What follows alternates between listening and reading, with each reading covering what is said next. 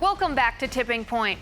America is the most powerful nation in the world, he said. I agree with that, although no thanks to him. Close Gitmo, he said. I don't agree with that. We can't offend people, he said, but he wouldn't say radical Islamic terrorists want to kill us. Let's take a look. We just need to call them what they are, killers and fanatics, who have to be rooted out, hunted down, and destroyed. For more than a year, America has led a coalition of more than 60 countries to cut off ISIL's financing, disrupt their plots, stop the flow of terrorist fighters, and stamp out their vicious ideology. With nearly 10,000 airstrikes, we're taking out their leadership, their oil, their training camps, their weapons.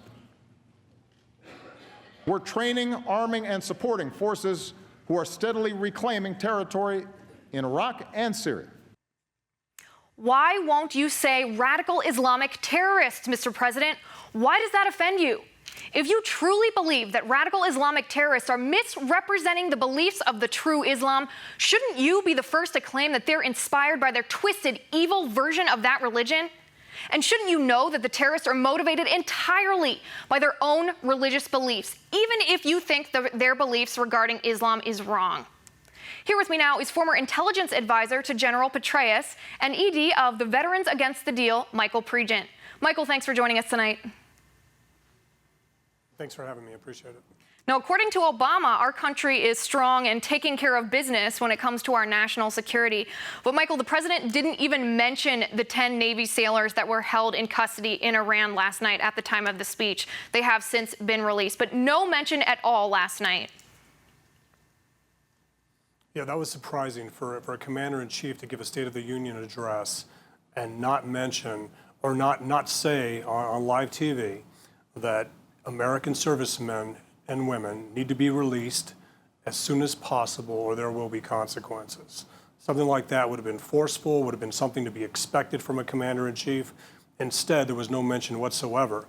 And had those photos and that video that we're seeing today been released last night, it would have been a much different picture, I believe. At least right, it would have showed leadership. It would have showed that he actually cared about our men and women in the military, not just his own political interests in giving that speech. Instead of mentioning them, he triumphed in his nuclear deal with Iran verbally in the speech. He claimed he stopped their nuclear program, even though they just shot a rocket near U.S. ships a matter of weeks ago. How has Iran been stopped by this deal?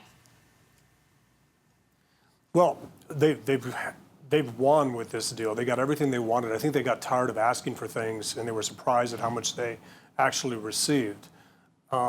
Iran declared after the JCPOA was agreed to, the Iran deal, that they had additional enriched uranium that they were unaware of. So we have no idea how much uranium actually went to Russia, but we have to rely on Iran and Russia to tell us it went to begin with.